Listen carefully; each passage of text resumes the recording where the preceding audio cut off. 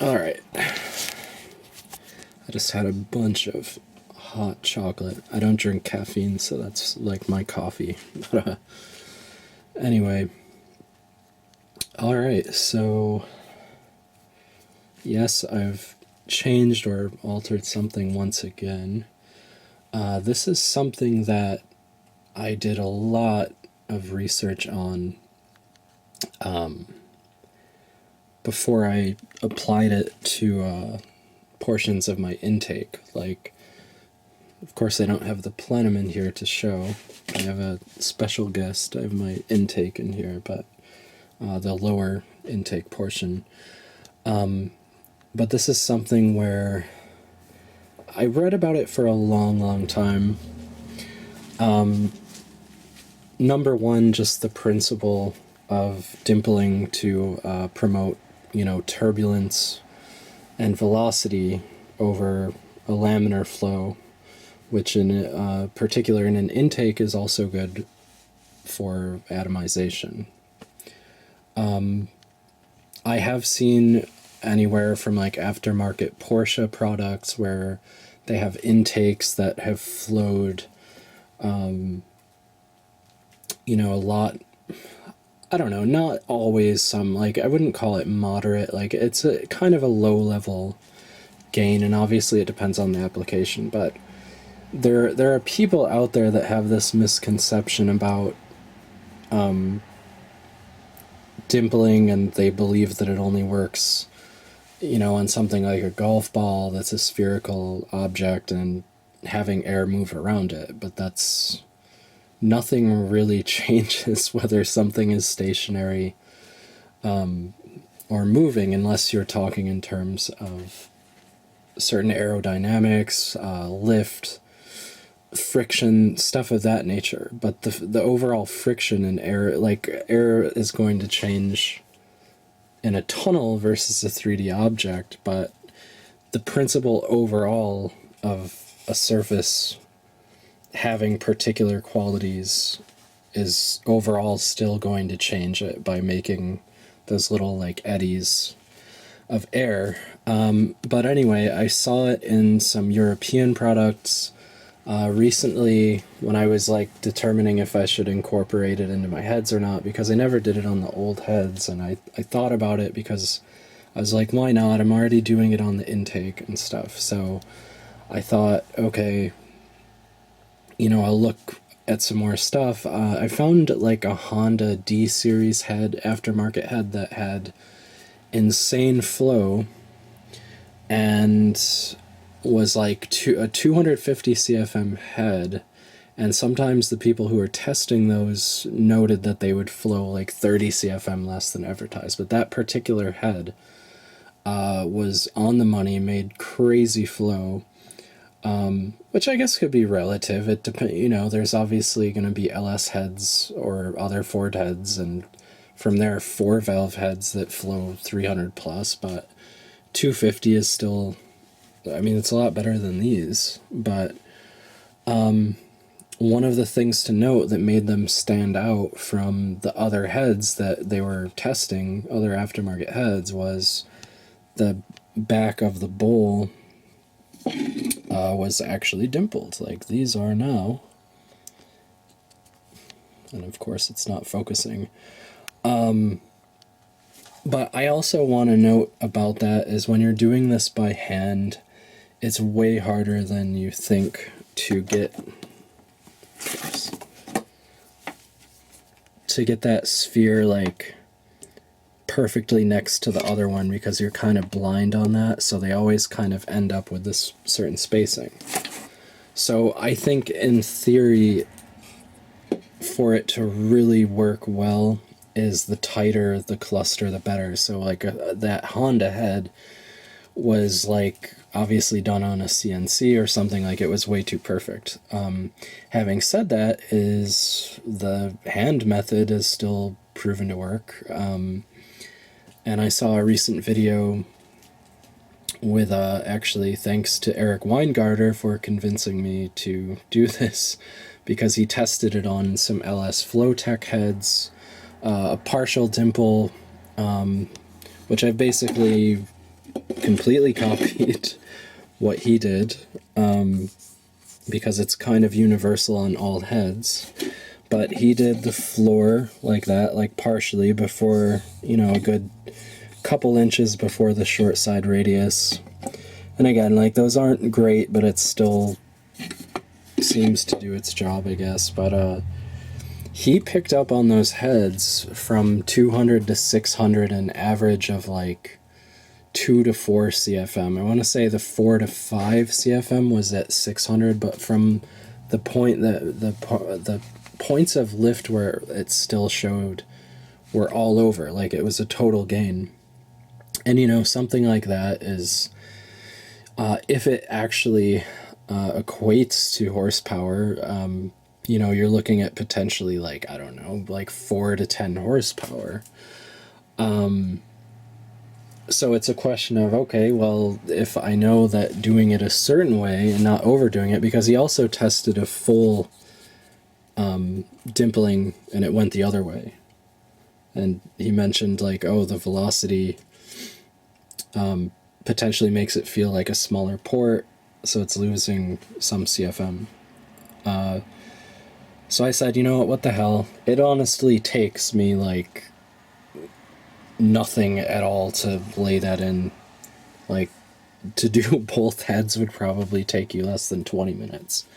I would say, actually, I had like not the greatest day today. I'm a little annoyed. I went to like polish up some more combustion chambers. And the problem with these roll-locks is if they get too low, you get into the rubber, and then the rubber bites into the metal, and you just have a mess. So I've got to get some proper tooling. Like, the stones still work okay. They're just really slow, but I don't like... They're still too coarse of a finish that I want in the chambers. I want them to look nice and neat so I can take some nice photos before the engine is assembled. You know, why lie? You might as well take some pride and make it look nice. I considered, for the lifter valleys, I did think about... That's an interesting mark. I didn't notice that before. I wonder what did that. I wonder if this head had a failure before. Because even in storage, how would you... But anyway, I considered doing it. People use like Glipdol Red to smooth out their lifter valley or rocker valley in the head. It would probably take a very long while, but I did consider polishing the rocker valley to make... I don't know if I could get it to like that mirror finish, but it would probably take forever, and it's not really worth it. But as far as a photo opportunity, that's different. Anyway, so I want to make this shorter than usual, which still means it's a fairly significant video, but so I said, what the hell? I already did it on my plenum and intake, like I said, when I saw the gains that he had. Oh, and also his full dimpling, or did I already say that? Probably. His full dimpling went the other way, so it lost 3 CFM. Now, the thing is about those kinds of losses and gains overall for the whole job you're going to do is like I said, like if you're going by... I've seen tests with E7s where they were getting like 2.5 horsepower per CFM, but it's kind of like measuring horsepower and torque, as it's not always ipso facto for what the car is going to run, like same as CFM to like horsepower and what the car is going to run. Like when I was researching those reverse swirl fins, people would be like, yeah, I had 15 CFM, which like you're thinking, oh, that should be like 30 horsepower, right? And they wouldn't pick up anything. So it's either way, like in theory and in applied science, is this does pick up CFM, and more importantly, velocity. How much velocity? Well, that was something really hard to test, because the problem is, in my setup, I have a shop vac or I have my air compressor. Actually, I have to drain that now that I mention it. Is that still full? Yes. So I finally got a method with the shop vac at least to be able to test the floor, where I'd put the vacuum like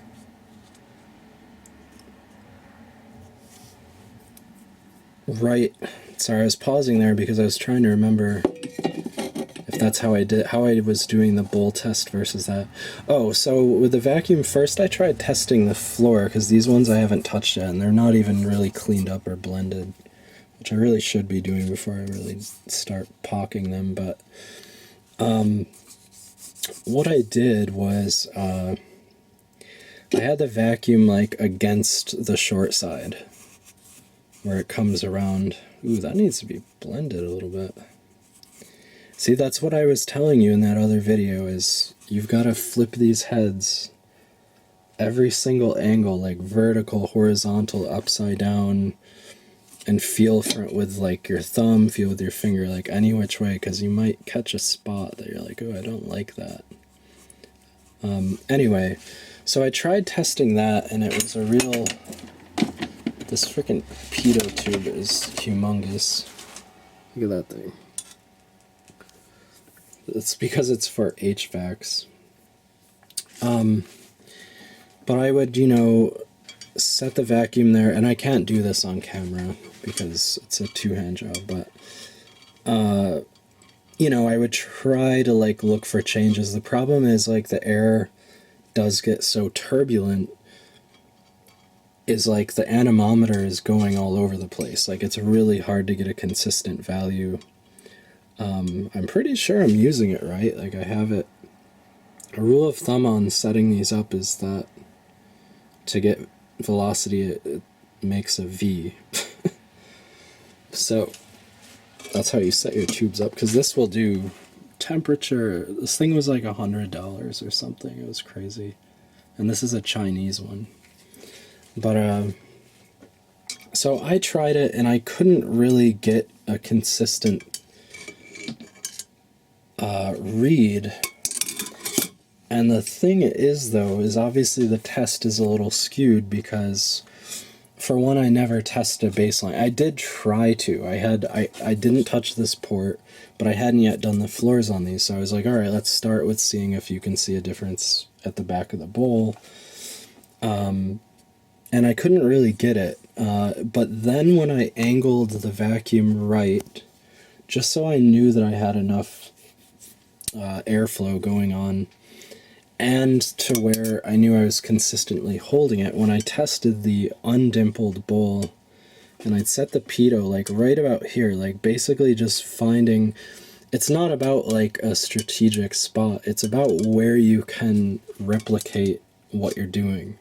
So even though that's one corner to show change, overall I figured, okay, if there's any spikes, it should show there on the roof, because it's, coming through the bowl faster. And that's why I had the vacuum in here. I was trying to have the air going in the right direction.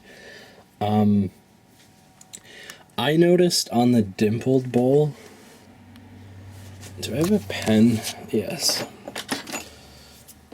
On the dimpled bowl, it was getting like, and I did it like 30 times to make sure, the vacuum was angled right, just so I had averages, and I would keep going back and forth and back and forth. And finally, when I found a consistent spot, is the dimple bowl picked up about +1 meters per second, which is like 2.2 miles per hour. So again, that's with the pitot tube here, and the vacuum hose like right there, and I kind of angled it toward the short turn, or no, I'm sorry, the short side, or outboard side. Oh my god, I can't think. So like this would get something like 1050. The vacuum, keep in mind, is based on 30, so if you stick the tube right in the vacuum, that's all you're gonna get, which is like 67 miles per hour. And this one was picking up like 950. The problem, again, with the floor, it was hard to read. And then I'll test it again After, like, then I'll dimple the back of this bowl and then see if, like, I can pick up any changes. So the thing is with that is, like, it's kind of like putting your minimum bet on a slot machine, or minimum or maximum bet, not on any gamble that you want to, any analogy that you want to draw on it. But the thing is, like, if you're picking up, like I said, if you got like 2 CFM on average or more than that from your 200, like, or even 150 and up, like 200 to 500 lift, and you're getting like plus 2 CFM, like I said, that could be like 5 horsepower. You know what I mean? It might be even better in torque for that velocity. What is 5 horsepower? Well, the old rule of thumb is that's like taking away 50 pounds out of your vehicle. Right? So, whoops.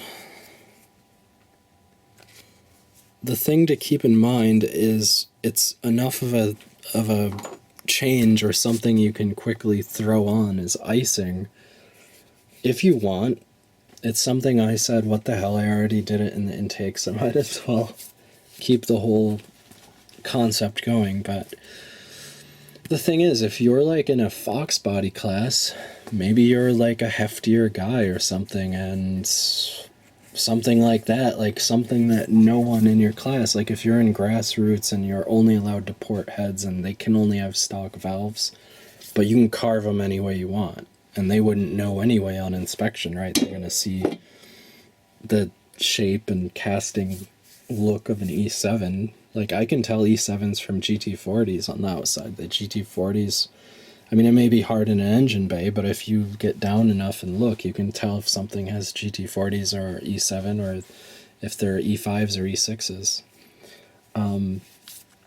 Point is, yeah, maybe you're like a heavier guy racing against other Fox bodies or something. Like, that 50 pounds starts to make up in certain areas of a track or something. So I would say doing the little partial dimpling if you want.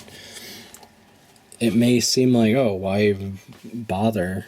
Because it's enough of a gamble to where, let's say you overdid it and you somehow lost like a couple of CFM.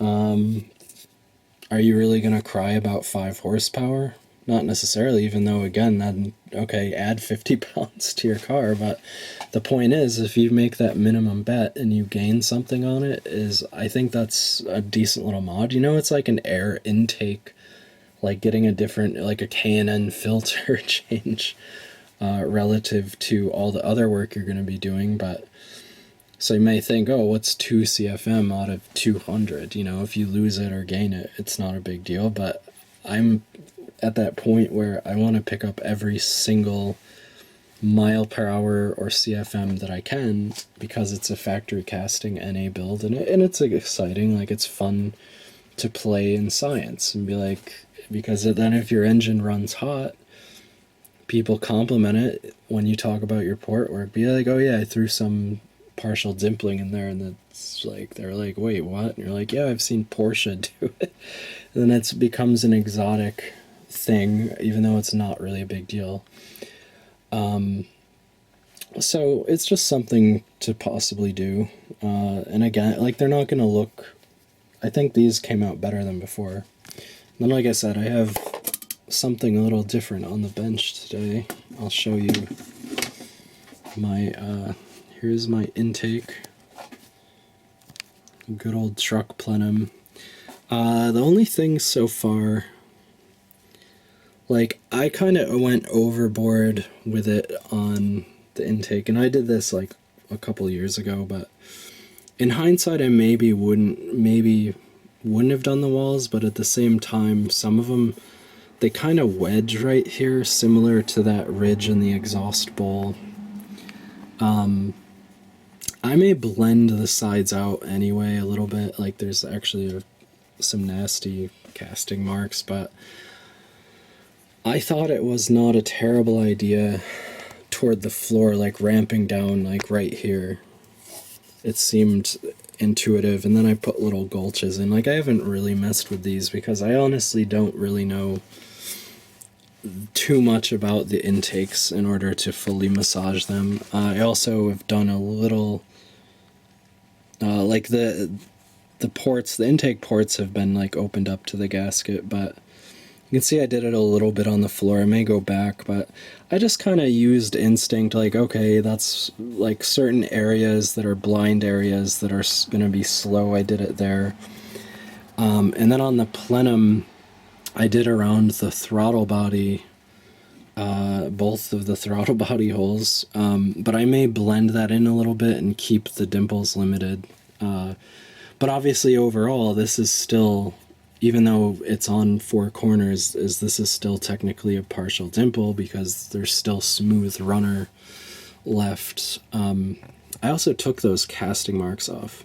But all I've done on the intakes is like, you know, one is opened up to the throttle, the plenum's opened up to the throttle body, and then my plenum has been opened up to match these like a good like 2 or 3 inches into it. And then those are also dimpled, so the plenum is partially dimpled. I have no idea, like, I also didn't have the long shank carbide that I do now, that obviously I could like go all the way to the floor with this if I wanted to and take material out of here. The thing is, the reason I didn't want to touch this that much is because, again, this build is for a van. It's all about velocity. So I'm hoping, you know, that even opening up the plenum didn't hurt it too bad. But the thing is about the truck 5.0s is they're inherently torquey. And I want to say that double throttle body, I've seen builds with it. Not a lot of dynos. I've seen like maybe a 347 that still utilized EFI stuff, which I thought was pretty cool because he was probably, well, I don't know if it was speed density or not, but it very well could have been.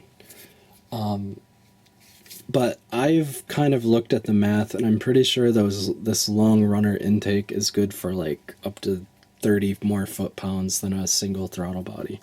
And that thing pulls a shitload of air. So if you port that plenum out, like people that actually do the full porting, or like they take the weld out, I think get well over the 200s. And then the Edelbrock one, you can take the plate off and port it. Like the thing's like $1,000, but that would be, if I did want to spend money, I think if anything, I don't know if I would go with aluminum heads or if I would just get GT40s and then port the GT40s out, you know what I mean? But the thing is like I was afraid to go too crazy on the intake and plenum because it's already a ton of air and high velocity. But I think opening it up, I'm sure, changed and increased the CFM. Like, it's not like it's a 300 CFM plenum, but I'm sure it's well over the factory air available. Like, it's like over 1,000 CFM that it's flowing overall, probably. Or something. Like, that's, with the BBK, that's 61 millimeters, so it's 122 millimeters worth of throttle body, which is pretty crazy. The only other place you'll see throttle bodies that size, at least in the world of Ford, is on like a GT500. So it's a lot of air. That's why I was like, I wanted to use forced induction on it because it has all that potential.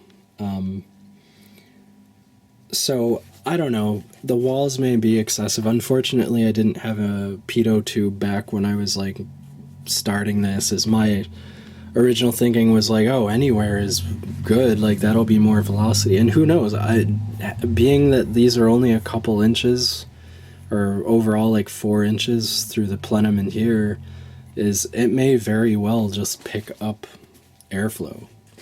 So I don't know, but again, it's like I said, it's like you're placing a minimum bet. Like, the losses aren't gonna kill the whole build. And honestly, like, I'm so, I'm not like quite burnt out. I still kind of get excited and when I work on stuff, but I'm very stressed out, and I'm at that point where I'm like, I just want to hear a V8 that I own running and kind of cut through a lot of the, just all of the hair splitting and things I've gone through to change factory castings. But that is at least one cool thing about it, is I still think I'll make the power that I want to make, and at the end of the day, every single stamping, except for the throttle body, I guess, says E7TE, so that to me is pretty cool.